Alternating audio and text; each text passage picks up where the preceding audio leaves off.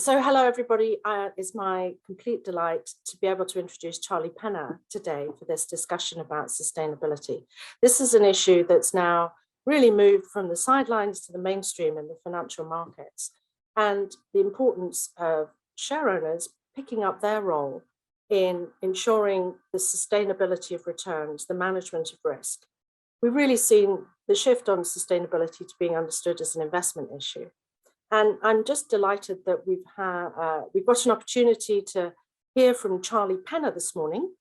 He's the partner, I'm checking my notes so I get the title right, partner and head of active engagement at Engine One. And this is a new activist fund that was founded and launched last year. And I would say has made a spectacular entrance into the financial markets by leading the change of the board at Exxon. It was something which really caught the attention of the media worldwide and also investors. So Charlie, we've got an opportunity to hear from you about what was the investment logic behind what you're doing, how you see this sustainability agenda emerging, and really get some insight into where this whole move towards sustainability in finance is taking us and what we need to do next. So let's begin at the beginning. Why Exxon and why an investor activism campaign? Sure. Well, first of all, thank you for having me. What we're focused on is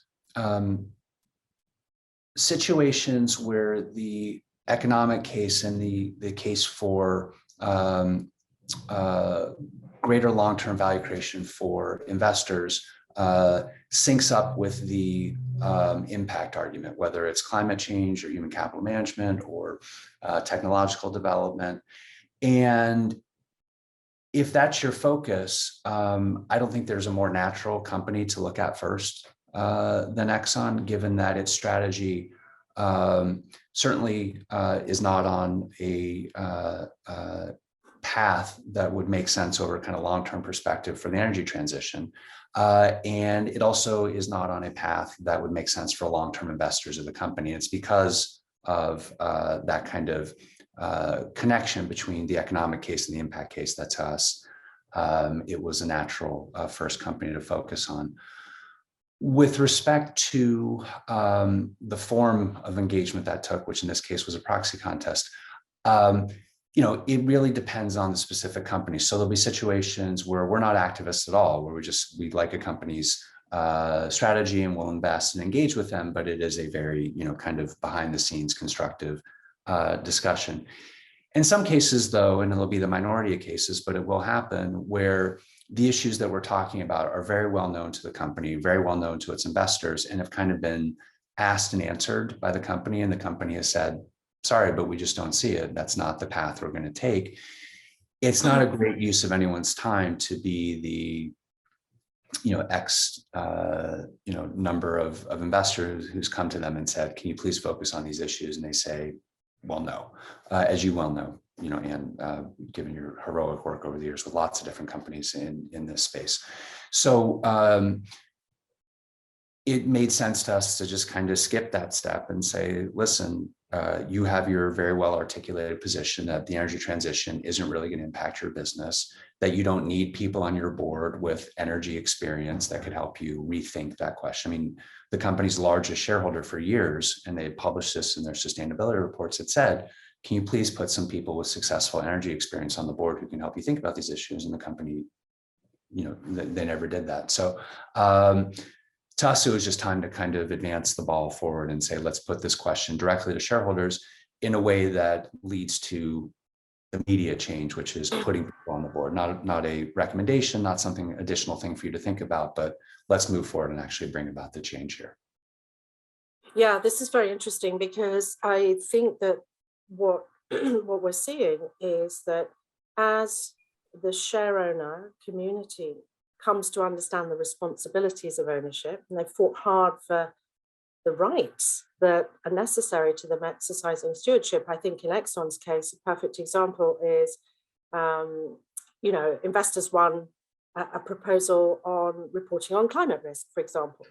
But then big pieces were missing from the report, notably famous Scope 3 emissions, which probably covers about 80% of Exxon's originated emissions. So and likewise, incredibly important work a few years before that to win proxy access by New York City. That was to ensure that shareholders had the right to be able to put forward candidates to the board. And even earlier than that, majority voting, because under Delaware law and many other states, shareholders don't automatically in the United States get the right to vote against directors.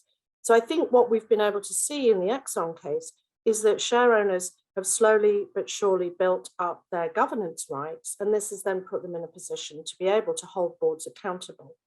Right. So I think something that, so that's the logic, if you like, that's the investment logic, the governance logic. And obviously the impact case is very strong because of the urgency of climate change. I live and work in California at the moment, and the impact of climate change is evident and brutal.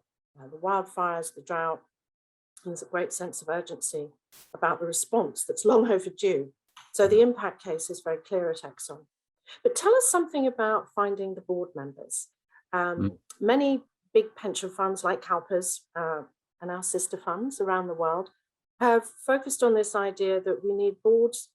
Board quality is not just a matter of boards being independent. I think that was one of the first important ideas in governance. Boards need to be independent. The next consideration we've all come to understand is the importance of board diversity. We can't have groupthink, we need all the talents around the table. But the third element we're now really coming to understand the value of is competence.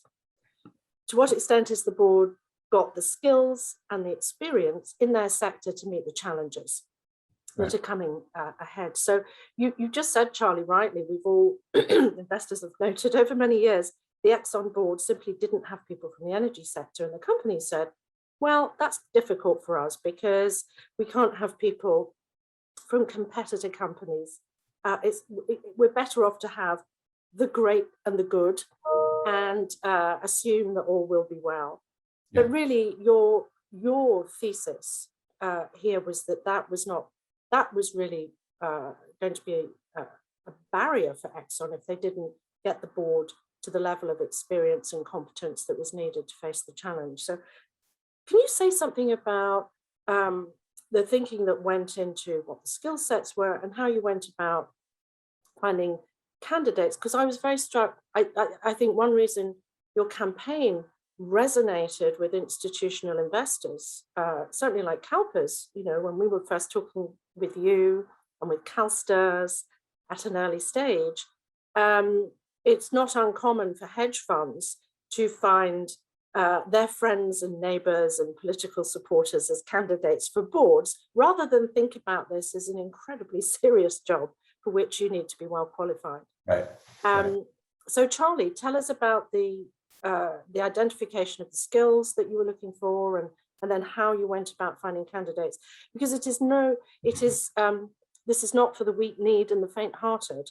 Deciding to be proposed by shareholders for the board of such a big oil company. So hats off, and all, I want to recognize what an extraordinary thing that was for each of those 4 candidates to come forward. And in the share owner community, like CalPERS, we're extremely grateful to these people who really put their career forward, put their career on the line for us. I mean, they're 4 of the most amazing people I've ever met, all 4 of them. I've always been of the mindset that, it's not that impressive just to show up and say, hey, I'm a hedge fund guy, I know all the answers, because everyone knows that's not the case. What it requires is a ton of just time and hard work to find the right people.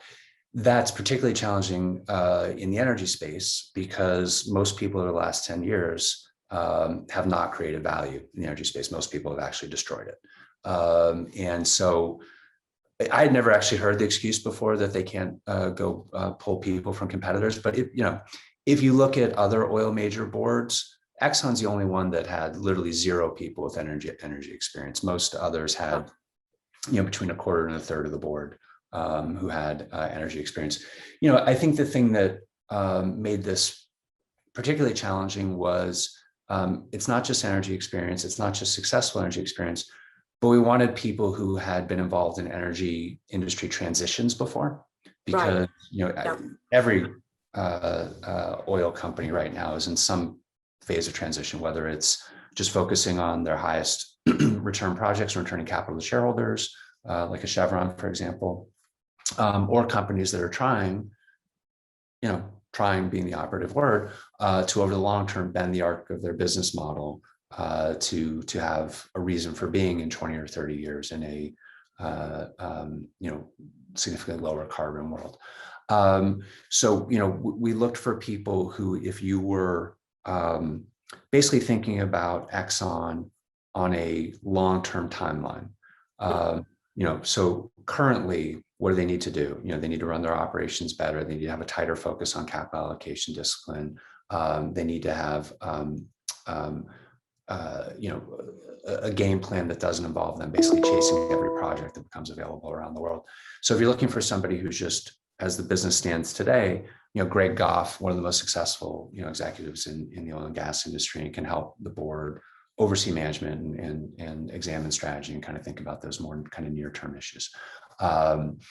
If you're thinking kind of next kind of step, how do they start evolving their business? Kaisa Hatala, who basically transformed Neste, starting with a $25 million budget, into what is today the world's largest producer of renewable diesel and jet fuels, and $1 billion a year business that added about $30 billion to Neste's market cap. She's really somebody who's taken an oil and gas company's existing resources and used it to kind of transform the business.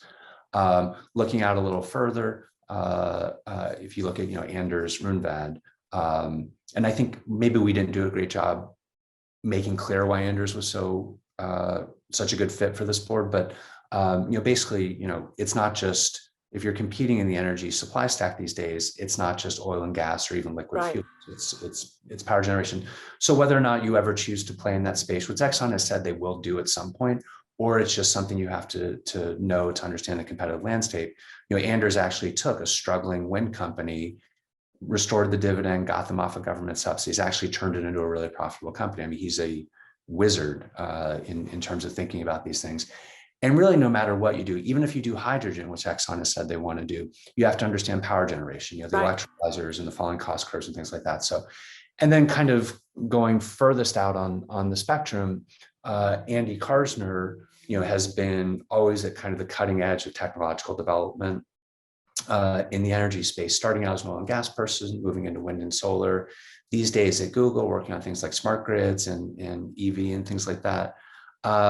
And also, quite frankly, filling another gap on the board, which was somebody with regulatory experience in the energy space, having served as Assistant Secretary of Energy. So it was a very specific task of not just finding people with successful track records and names, but where you could kind of slot in something unique and differentiated that they brought to the board to make the case that the board would be better off with them on it. Yeah, exactly. Well, one of the things that I think was so important about the campaign was the quality and the professional credentials of the people that we put forwards. I remember speaking to another hedge fund manager a few years ago about an activist campaign at a very large company, and he was putting himself forward as one of the candidates, so I should just note that. And I said, what about this other person you're putting forwards? And he said, oh, he's jolly good chap. We know him from ... another shareholder campaign where he was on the board of a food company. Right. Like, well, I know food and chemicals do connect often a little too closely, but this wasn't. So I think that was one element of this campaign that was so important. You had the investment thesis, you had the impact case, then you were focusing on the board and high quality, highly credentialed candidates. But the next thing I wanted to ask you about is winning support. Typically at CalPERS, over the years, we have not supported hedge fund activists, whether it's Carl Icahn or Elliott or Nelson Peltz. Each one of them, obviously we've listened, we've heard their critique, but typically we've felt that too often, we might be share owners, but the raiders and traders are calling the shots with companies, and it's putting a lot of short-term pressure on companies. So we've always been very interested and concerned about the quality of the board, but often the activist is coming in with a fund that's structured for a short-term gain, and we're left holding the bag.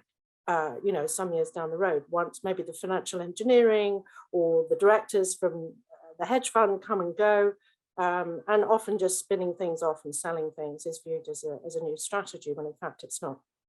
So maybe you could talk a little bit about how you've been able to structure your, if you like, your fund, which has obviously got to be commercially viable over quite short periods of time.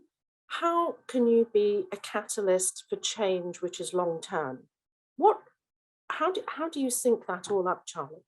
Yeah, well, I think it starts with how we've set up our strategy. And I work on and lead the active engagements, but we have a broader strategy of as I mentioned before, more passive engagements where we're engaged, but it's not really pushing for change. It's having identified companies that we think are on the right track and investing in them. And we have others. We have an ETF. We have a private investment firm. So we never have to be an active shareholder. We'll do it when it makes sense. So you never have to force it, which I think certainly helps. I think the other thing is there's a lot of debate about what the role and kind of impact of an active shareholder is. In my mind, it's somebody who, if they're going to be successful, is meeting a need that the market has. So in the case of at least the previous wave of activists, there are a lot of companies out there that either are the CEO is an empire builder and puts together a lot of businesses that don't make sense together, or gets paid as if he or she is a top performer and really isn't. And I agree with you, in some cases it can go, you can have too much of a good thing, but there was at least 20 years ago a desire in the market to have shareholders who would kind of do the work and then offer them a choice and say, you have a different path the company can take. I don't think it's a lot different now, except that I think big institutions, and certainly, you personally, Anne, played a big part in this, are kind of getting the message that good investing requires these days a lot of long-term thinking, because the challenges that we're facing, whether it's climate change or income inequality or diversity, or lack of diversity, I should say, those are issues that require a long-term approach. And if you're thinking long-term, chances are you'll perform better long-term. So what we'd like to be able to do, and certainly the proposition in Exxon was, if you are an institution that has a large stake in a company like Exxon, and you'd like to see them move in a different direction, but your business model is not to spend, in this case, I spent a couple of years on Exxon, and to spend then another 6 months or a year solely focused on a campaign. You don't have, that's not what you're set up to do. You're voting 10,000 proxies a year, right? Yes. We can come in and offer you a choice, and you can say no to that choice, or you can say yes to the choice. But ideally, if we've done our homework and what we're offering is something that makes sense to the long-term investor, we have a chance to be successful. So that's the way we think about winning support for things that we're doing. Yeah, I think this focus on the long term made all the difference in terms of the institutional investor community. Obviously, CalPERS being one example. But let's talk a little bit about the investor response, because it was obviously incredibly important to the momentum in this campaign that CalSTRS, our sister pension fund here in California, came out very early out of the gate saying, this is the next step, this is what we need. And I think although your fund had a small stake, bringing in a powerhouse from the financial markets like CalSTRS really pushed this to the forefront of people's thinking. And then I think the other thing that I see which is different on this, and I'm not sure it's ever happened before, is we have this large community of investors in Climate Action 100 Plus, which CalPERS co-founded a few years ago. And it was to focus on what we've called the systemically important carbon emitters. We're borrowing from financial market regulation with the concept of systemically important financial institutions. We're saying there's about 100 companies responsible for around 80% of the emissions in our portfolio. Furthermore, those 100 companies, which includes Exxon, obviously, that list, they're the third largest source of emissions on the planet. Number one is China, number two, the United States, number three, just 100 companies. But what's always made it so difficult for investors is, if you like, modern portfolio theory. We're all diversified, and therefore we inherit a tragedy of the commons. It's difficult for us to exercise stewardship effectively. We have a challenge because we can't act as a group. Right. But one of the things that I think was very important in this initiative was not just the early support of CalSTRS and then New York State, New York City, CalPERS, of course, ran a proxy solicitation and support. But I also was struck that we were able to host a webinar for the 600 or more signatories of Climate Action 100 Plus. As everyone knows, this is about a $55 trillion initiative.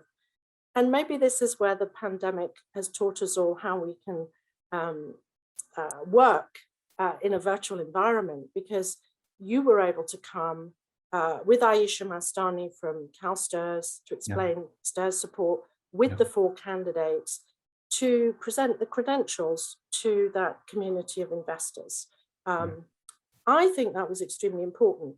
But then we saw the proxy voting firms coming out, and to my surprise and disappointment, one of the big proxy voting firms said, well, we support 3, not 4, didn't make any comment on the 4th. Then the next big firm came out and said, well, we support 2, not 3.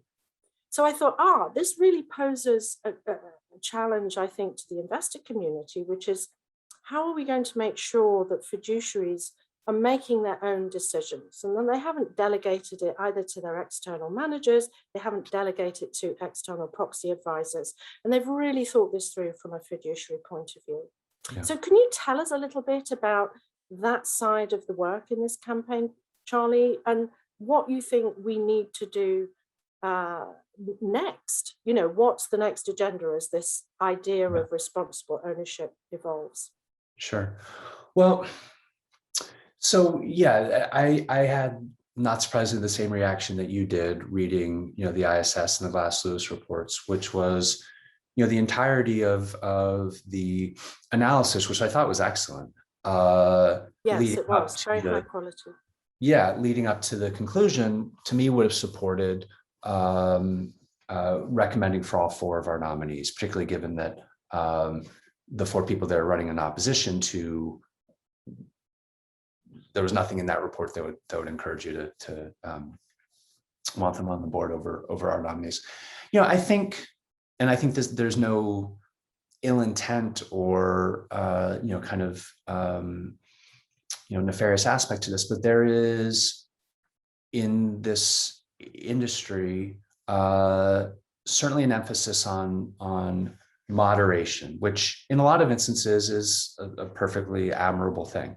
I think the challenge is that as the scope of the risk shifts, as the magnitude of the need for change shifts, to my mind, it gets more difficult to basically hold 2 competing thoughts in your mind, which is, one, I really want to shift the long-term trajectory of a company like ExxonMobil to actually better prepare them for the future and give them a reason for existing in a decarbonized future, or certainly at least a lower carbon future. But at the same time, say I don't want to rock the boat too much. I think, given their history of really only plotting for one outcome, which is long-term growth in oil and gas demand, which basically takes anything close to Paris compliance off the table, given the deliberate lack of expertise on their board to help them think about that question long-term, and quite frankly, given the stakes, not just from an environmental standpoint, but from a financial standpoint, which will impact certainly all the folks in the CalPERS investment program, the STRS investment program, New York Common, all the folks you mentioned, and BlackRock and State Street and Vanguard. I mean, the worst outcomes of climate change are going to blow a massive hole through everybody's portfolio. To me, that would argue for shifting a little bit closer to let's bring about the change and less on this kind of falling back on moderation. I think all we can really do about it is make the best arguments possible. That's what we tried to do. I was disappointed when I saw those reports because I felt like the logical conclusion of them was for recommendation for the full slate. But I was also gratified that, kind of, again, the heroes in the industry like yourself and others said, thank you for your recommendation. We've read it. It's helpful, but we're going to support the full slate. And hopefully more people, and I'm not saying we're always going to be right, that we'll always, have justified that. But where I think the is pretty good. Hopefully more people look at it and say, yeah, that makes sense. Let's be a little more proactive here and try to bring about a necessary level of change. Yeah, well, I want to say it again, all credit to the 4 candidates, because that took integrity and true grit to be willing to enter into this. And by the way, I none think of them, we're all, sorry. Oh, I'm sorry to interrupt. I was just going to say that they didn't get paid anything. Usually in these situations, you at least pay them a little something, for their time and things like that. Not only did they not get paid, none of them even asked about it. And I've had negotiations with people who are literally billionaires about the number of bips they're going to get. They did it because they thought it was the right thing to do. They saw an opportunity and still see an opportunity to make this company better, to make it more forward thinking and future relevant. And you're absolutely right. All the credit goes to them. They're amazing. Yeah, people. absolutely. True grit. And also, I want to pay tribute to the incumbent directors at Exxon, because we had extensive discussions with Ken Fraser, with Darren Woods. We know that other board members were following this extremely closely. Ursula Burns made a very important comment after the results. So this is a tsunami. Maybe that's a bit of a destructive image, but this is a tide turning, I would say. It's a sea change, to quote Shakespeare in The Tempest. It brings something new that's rich and strange. So let me finish then, Charlie, asking your advice for 3 groups. So the first thing, the OMFIF obviously is a community that includes investors, but also central banks and supervisors. So what could or should bank supervisors, regulators, policymakers be doing? That's advice for them. 2, what's your top tip for investors? And 3, I'm teaching a class at HAS, at Berkeley, and I'm going to ask if we can show this video to the class. These are the future leaders committed to sustainability. I would love to hear your thoughts to an MBA class at Berkeley. What does the next generation need to be doing? Okay. So Charlie, thanks. Sure. Well, I certainly wouldn't presume to say to much more accomplished people on the call in terms of the regulators and folks at central banks and things like that. But to the extent that people saw something in the campaign that they liked, the only thing I'd say that we did that was maybe helped differentiate it was just thought big. I have a very limited set of skills, typically not that useful, but helping to make arguments about change at companies like this. And we just thought a little bigger than, maybe, I had a few years ago, and just said, well, why not, what's the worst you do? You fall on your face and people laugh at you. But if it works, it can be, pretty helpful. And there's obviously, as you pointed out at the beginning of the call, there's not a knockout punch for any of these issues, but everybody can kind of move things forward.